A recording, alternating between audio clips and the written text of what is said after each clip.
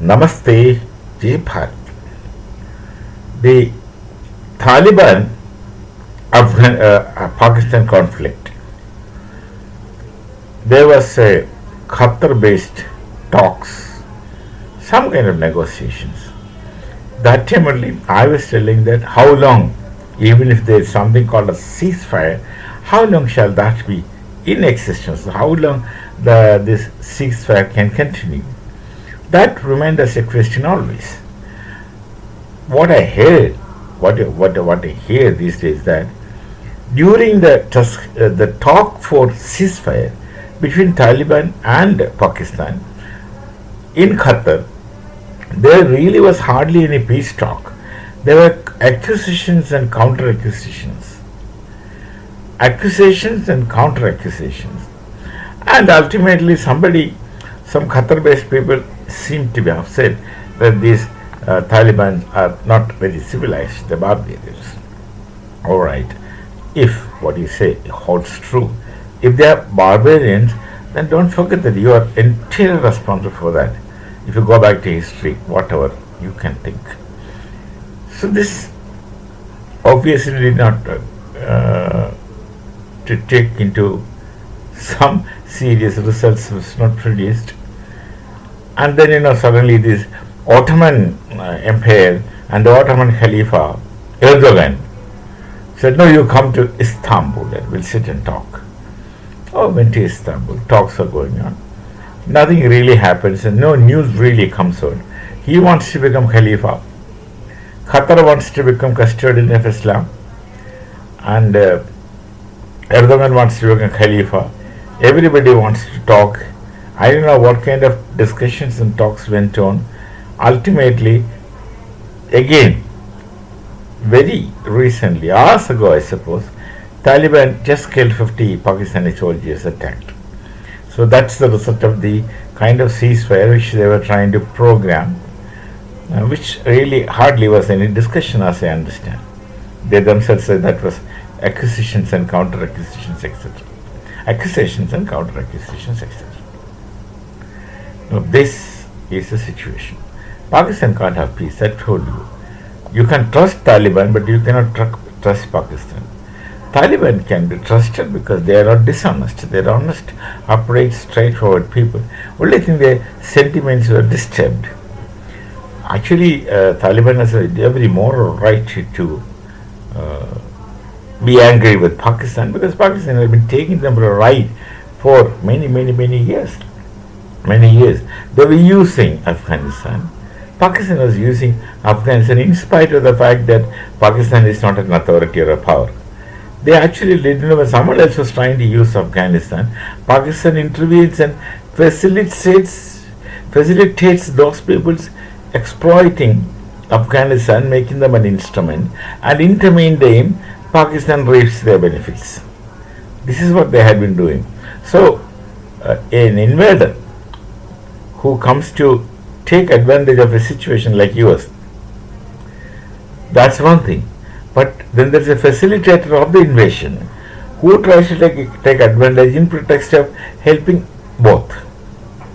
And they are actually not helping anyone. They are helping themselves. Taking advantage of the situation, they are much more unscrupulous. So Pakistan deserves to be slaughtered at the hands of Afghanistan. And that's precisely what they do. This peace talk, as people thought, they thought that they would exist at least for a few days or weeks.